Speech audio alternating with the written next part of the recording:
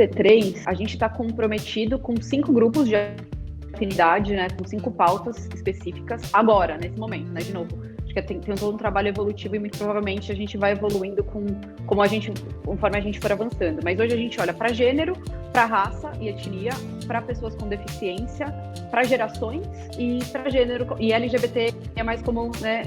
A gente já falou aqui também. O que eu vejo hoje de cases muito intencionais da B3 que trouxeram resultados muito rápidos, acho que se eu for citar um especificamente, é o nosso programa de jovens negros, que a gente fez ano passado e intencionalmente a gente tinha, de fato, um compromisso para contratar negros, né, para as vagas de estágio, e a gente aumentou em mais de 30% a atração desses jovens, porque eles não se viam trabalhando na B3.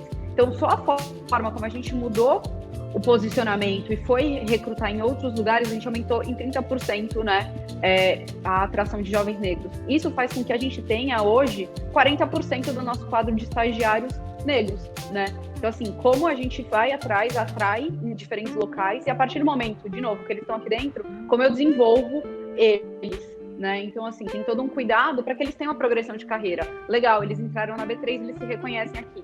Agora, como eu dou oportunidades no dia a dia para que eles possam se desenvolver e ter progressão de carreira? Eu acho que, assim, a maneira mais efetiva começa no recrutamento, principalmente junto à universidade, para você manter o pipeline e talento e você crescer na empresa. Mas a Manu já falou algum desses exemplos, eu já falei de quanto isso é importante, e eu vou citar um bem diferente, mas eu acho que foi bastante efetivo, e que, sendo sincero, eu até duvidei no início se poderia dar certo ou não, que foram a criação de algumas comunidades na Brex. Então, na Brex, o que a gente tem é você pode criar uma comunidade para discutir qualquer que seja o tema, ou Asians, pode ser The Black Community, pode ser... Tem várias. E uma das que eu lidero, assim, que eu ajudo, que eu sou co-chair, é a Women of Brex.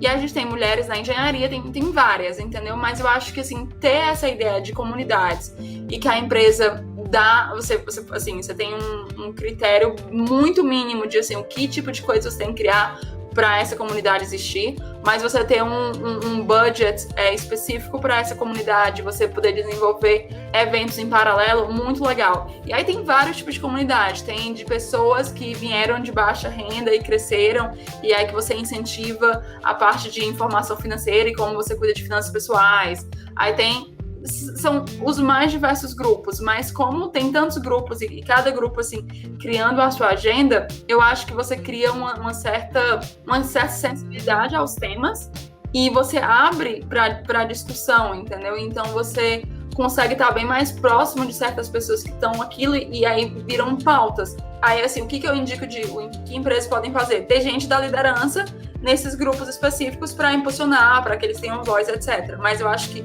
dar abertura com pouca clareza do que tem que ser feito, mas deixar a galera tocar para esses grupos, pelo menos pra gente, tem funcionado muito bem, o que eu achava que no início não tinha. Eu acho que é uma iniciativa super incrível, de fato. Eu acho que nessa base, né, quando a gente olha para a base de talentos, tem uma oportunidade gigante de olhar para a diversidade, uma vez que, cara, a gente tem aí, como a Manuela estava falando, oportunidades incríveis com adolescentes negros, por exemplo, de criar programas de estágio nesse sentido. Então, tem uma gama de oportunidades incríveis, assim.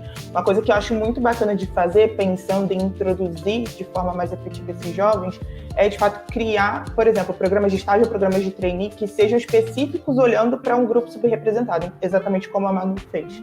Ou mesmo promover na campanha de divulgação desses grupos que a empresa onde você está trabalhando é um ambiente seguro para esses grupos. Então, comentar sobre comunidade LGBTQIAP+, pessoas com deficiência, pessoas trans, que são um público, por exemplo, que é pouco visado quando a gente olha para a contratação, né? Então, acho que tem tudo a ver.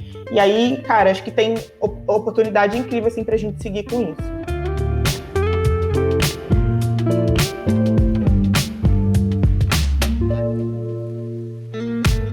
Acho que, só para finalizar, acho que falar de diversidade dentro das organizações é principalmente falar sobre tomar escolhas menos óbvias, assim, e sair de um lugar de conforto, sabe? Então, acho que se eu pudesse resumir um pouco desse trabalho, um pouco do que a gente falou aqui, eu acho que é um pouco disso, assim, como é que a gente consegue provocar as nossas lideranças e mostrar para elas, de fato, que o caminho mais fácil nem sempre é o caminho que vai levar a gente para um lugar mais justo, mais equilibrado, onde, de fato, as pessoas se sintam pertencentes, né? Como é que a gente consegue gerar esse sentimento de pertencimento que as pessoas, por exemplo, têm na sociedade dentro de uma empresa, né? Como é que a gente consegue colocar pessoas de grupos subrepresentados nos lugares de decisão, nos lugares de recrutamento, né? Para que esse candidato, por exemplo, chegue numa entrevista e se sinta representado e veja que, tipo, cara, essa pessoa tá ali, então eu posso estar também.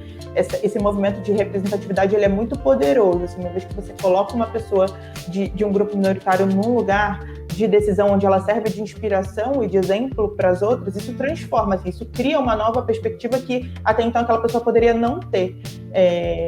Então, acho que a gente está falando muito de sair do óbvio, de sair do lugar comum, de sair das escolhas de todo dia e olhar para o que não é visto, né? E privilegiar narrativas que não são vistas, que não são promovidas. Bom, aqui do meu lado, né, acho que como eu falei, para mim diversidade e inclusão é um caminho sem volta nas empresas, né?